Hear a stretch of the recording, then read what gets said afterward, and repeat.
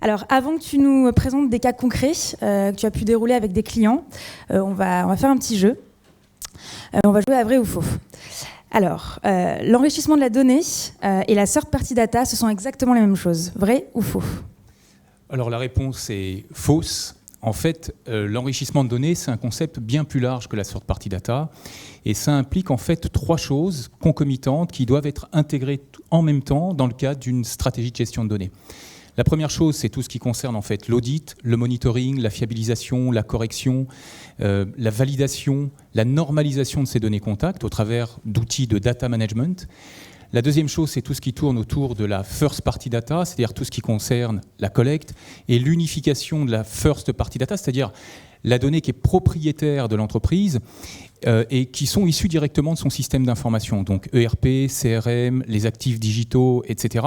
Quel que soit le type de données d'ailleurs, que ce soit de la donnée personnelle, que ce soit de la donnée anonyme, ou encore que ce soit de la donnée comportementale, comme par exemple des visites web, de l'exposition média ou de la donnée de recherche, que ce soit de la donnée transactionnelle, donc de tout ce qui concerne la donnée en fait, d'achat client, ou que ce soit des données plus classiques de type sociodémographique, comme l'âge, le sexe ou les catégories socio-professionnelles.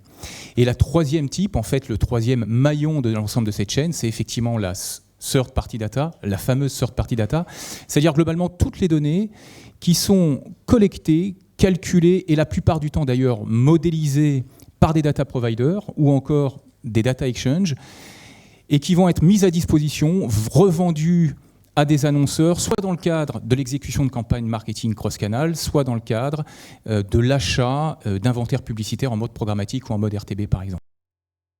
C'est ces 3 maillons que constitue l'enrichissement de données, donc c'est un concept bien plus large que la third-party data. Alors, j'ai envie de penser que la first-party data, comme son nom l'indique, est plus importante que la third-party data. Est-ce que c'est vrai ou pas? Alors, c'est faux. En fait, et c'est vrai que j'ai l'impression que c'est un tropisme sur le marché de dire la first est mieux que la third. En fait, il ne faut pas les considérer dans un rapport d'opposition, mais plutôt dans un rapport de complémentarité. Et il faut les considérer dans un rapport de complémentarité par rapport à des enjeux business précis dans le cadre de la gestion de son cycle de vie client. Et je crois que c'est ce qu'on illustrera tout à l'heure par un certain nombre de cas. Alors, dernière question. Les données comportementales et les données sociodémographiques sont complémentaires. On est d'accord ? Alors la réponse est vraie et pourtant on a une certaine tendance à les opposer, notamment avec la digitalisation des investissements publicitaires. On a tendance à opposer cette donnée comportementale versus la donnée sociodémographique. La première serait en fait de nature online, la deuxième serait plutôt de nature offline. En fait, elles ne répondent pas du tout au même type de question. La donnée comportementale répond à la question « Qu'est-ce que fait quelqu'un sur un site internet ?» Voilà, elle répond à la question de qu'est-ce que vous faites, qu'est-ce que fait un individu X sur un site internet, alors que la question ou plutôt la donnée sociodémographique répond à la question de savoir quel est le profil de cet internaute qui est sur un site internet. Donc elles sont naturellement complémentaires et pour le dire encore plus rapidement, les données qui sont issues des visites internet ne vous informent pas en gros de l'adéquation qu'il va exister entre un profil consommateur et les produits qu'il va consulter. Pour le dire autrement, c'est pas parce que je vais visiter un site de voitures de luxe que j'ai le profil pour acheter une voiture de luxe ou que j'ai les moyens de m'acheter une voiture de luxe. Donc pour optimiser ces taux de transformation, le mieux c'est d'associer ces 2 types de données, à la fois la donnée comportementale et la donnée sociodémographique. Donc, je suis une professionnelle du marketing, comme toutes les personnes ici présentes. Quel est le moment le plus opportun pour moi de venir te voir pour pouvoir enrichir mes données via des données tierces ? Alors, en fait, la meilleure façon, je crois, de considérer la valeur de la third-party data, c'est de considérer la situation data d'une organisation donnée par rapport à la gestion de son cycle de vie client et en même temps de regarder quels sont les enjeux business qui sont associés à tout cela. Donc quand on regarde, par exemple, un cycle de vie client, en début de cycle, globalement, une entreprise ne dispose d'aucune donnée sur ses clients. Ça, c'est la phase de recrutement. Quand on aborde la phase en fait, d'onboarding, globalement, une entreprise dispose de très peu de données. En tous les cas, elle n'a pas assez de données pour pouvoir établir un profiling précis de ses consommateurs et de pouvoir engager en fait, une relation pertinente avec l'ensemble de ses consommateurs.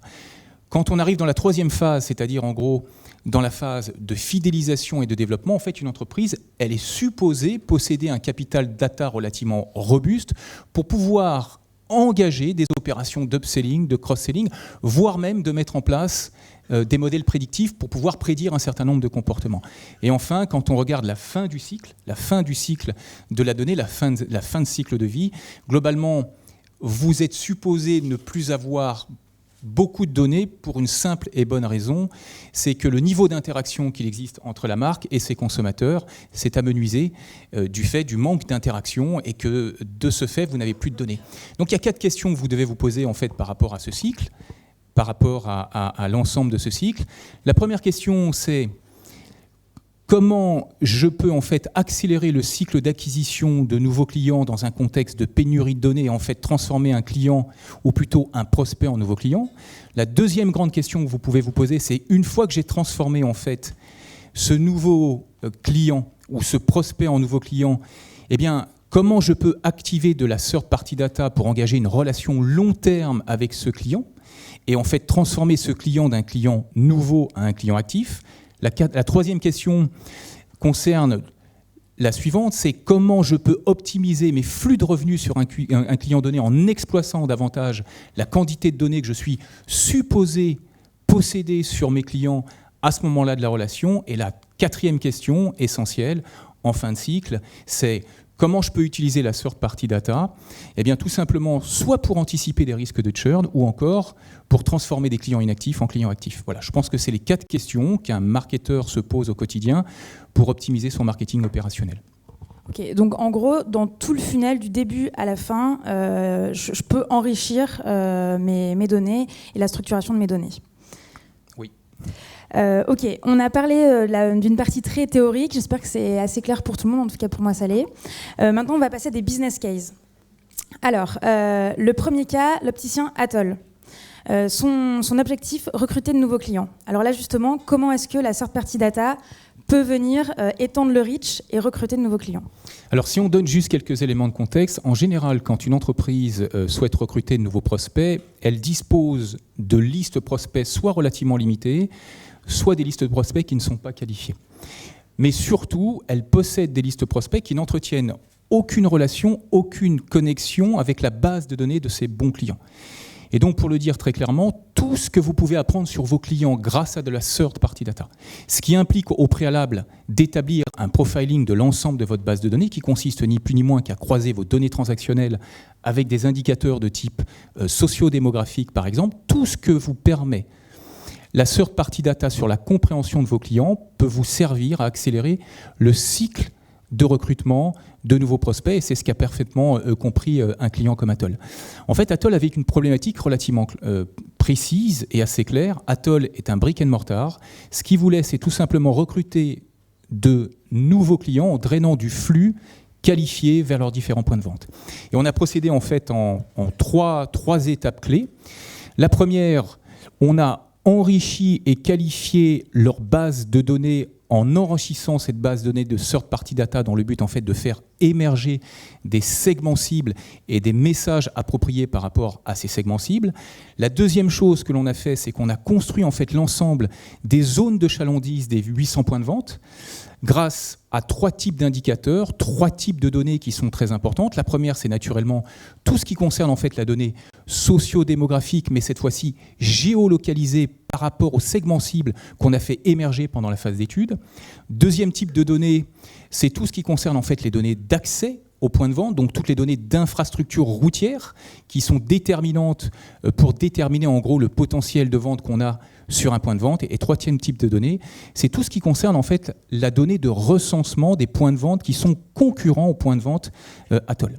Et sur cette base, eh bien, on a ensuite déroulé un certain nombre de campagnes en utilisant surtout le canal emailing et le canal print. Et en résultat de ces activités, eh bien, on a pu remarquer que globalement, le taux de transformation des clients sur cette période-là a augmenté globalement de 35% par rapport à un taux de transformation normal. Le panier moyen en fait de l'ensemble des clients qu'on a activés durant cette campagne était un panier moyen supérieur de 35% aux clients ordinaires d'un Atoll. Deuxième cas, le constructeur automobile Opel. Sa problématique, convertir les leads liés au site internet. Donc là, c'est comment est-ce que la third party data peut accélérer la conversion de ces leads. Alors tout à fait. Alors je vais encore donner quelques éléments de contexte. Quand un nouveau lead en fait arrive sur un site internet, vous disposez de très très peu de données sur ce prospect. Vous savez tout au plus en fait d'où il vient, qu'est-ce qu'il a fait sur un site internet. Quelquefois, vous avez en gros quelques données déclaratives que vous avez réussi à collecter au travers d'un formulaire. Si vous augmentez en fait le niveau d'information exigé au moment de la phase d'identification, vous augmentez en même temps le risque d'abandon.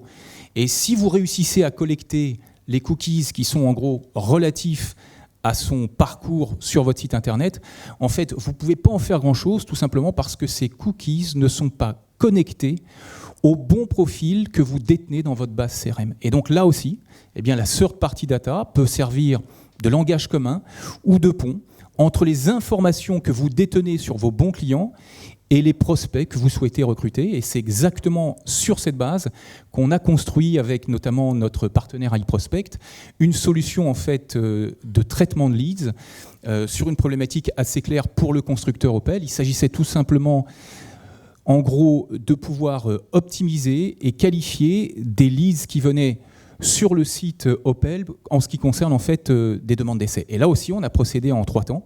Ce qu'on a fait dans un premier temps, c'est qu'on a analysé leur base de données, on a enrichi leur base de données, on a croisé leurs données transactionnelles avec de la donnée third party de différents types de caractéristiques afin de faire émerger en fait ce qu'on appelle des profils types, c'est-à-dire des personas. Et ces personas étaient à la fois décrits en termes d'appétence à la marque Opel et à la fois en termes d'appétence à la consommation de tel type de véhicule en fait, de la marque Opel. Voilà, ça c'est la première chose qu'on a faite. Ensuite, une fois qu'on avait des segments cibles, on a mis en place une solution automatisée sur le site d'Opel de qualification de leads.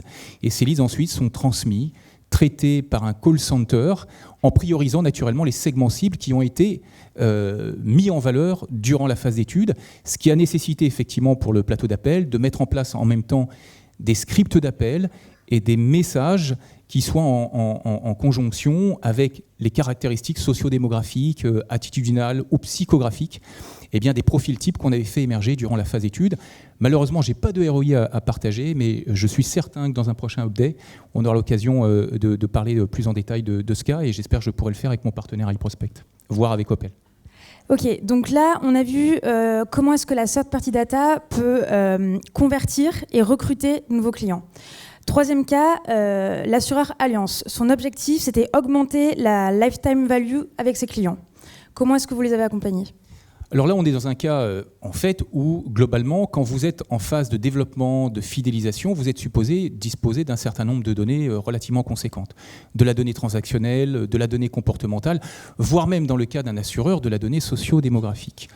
Dans ce cadre, en fait, l'enrichissement de third party data peut servir à une chose, entre autres, absolument essentielle, notamment en gros à améliorer la pertinence de vos modèles prédictifs grâce à l'ajout en fait de données complémentaires qui vont vous permettre d'expliquer de façon plus fine des comportements possibles futurs, comme par exemple des probabilités d'achat complémentaires ou des probabilités d'achat supplémentaires, ou voire même la détection de risque de churn. Et c'est de cette façon qu'un grand groupe comme Allianz utilise depuis des années de la third party data pour faire 3 choses essentielles. La première chose, prioriser l'activité de ses agents commerciaux sur les clients à fort potentiel. La deuxième chose, naturellement, pour augmenter la lifetime value sur sa base de clients actifs. Et la troisième chose, effectivement, pour réduire son risque d'attrition. Quatrième cas, Chronopost. L'objectif pour eux, c'est de réactiver une base de clients dormants. Comment est-ce que vous avez déroulé ? Alors là, effectivement aussi, la third party data peut être vraiment très très très utile effectivement pour réactiver des clients inactifs, tout simplement parce qu'elle permet de faire une chose, de comparer ces clients inactifs par rapport à leurs jumeaux actifs et par voie de conséquence, en gros, détecter parmi ces clients dormants les clients à fort potentiel et les produits et les offres que vous êtes censé pouvoir promouvoir. Alors naturellement, le mieux, c'est de pouvoir anticiper ces risques de churn ou ces risques d'inactivité. Pour cela, naturellement, il faut que vous possédiez une vision très précise du statut de chacun de vos clients par rapport à l'activité transactionnelle qu'il a avec votre marque et de mettre en place ensuite, de façon relativement régulière, des programmes ou des activités qui permettent de maintenir le niveau d'engagement de vos clients actifs. Eh bien, c'est sur cette base-là qu'on a effectivement, pour le client Chronopost, construit en fait un modèle de segmentation principalement fondé sur des critères d'engagement et notamment des critères RFM.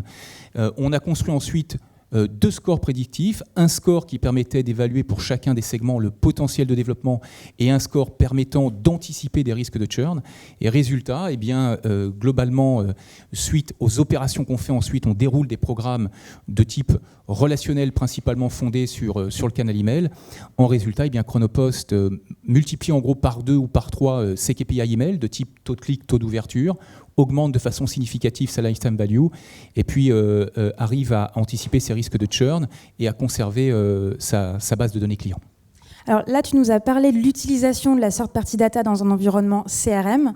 Est-ce que tu peux nous parler de l'utilisation de la third party data dans un environnement programmatique ? Alors, effectivement, quand on considère en fait l'univers de la data, je pense qu'il faut bien distinguer 2 types de questions. Il faut distinguer la question du pourquoi de la question du comment. La question du pourquoi a trait en fait au type de données que vous allez utiliser par rapport à une problématique data donnée dans le cadre de la gestion de votre cycle de vie client. C'est ce qu'on a vu en fait jusqu'à maintenant. En fait, de ce point de vue, du point de vue en fait de la question du pourquoi, tout ce qui fonctionne dans l'environnement CRM fonctionne dans l'environnement média. Si on revient par exemple sur le cas Opel, on pourrait très bien imaginer par exemple Opel aller chercher les segments les segments cibles en fait, qu'on a fait émerger durant la phase étude au-delà de son propre écosystème data, en allant qualifier bien en amont l'ensemble des flux d'acquisition vers son site internet. Et en fait, il suffit de faire une chose, il suffit tout simplement d'enrichir les cookies qui sont collectés sur les sites partenaires d'un certain nombre de plateformes comme des data exchange, et je pense naturellement à un des partenaires qu'on a qui est Excelate, et ensuite de pouvoir activer les segments cibles d'Opel depuis l'ensemble des DSP du marché. Ça, c'est le premier point.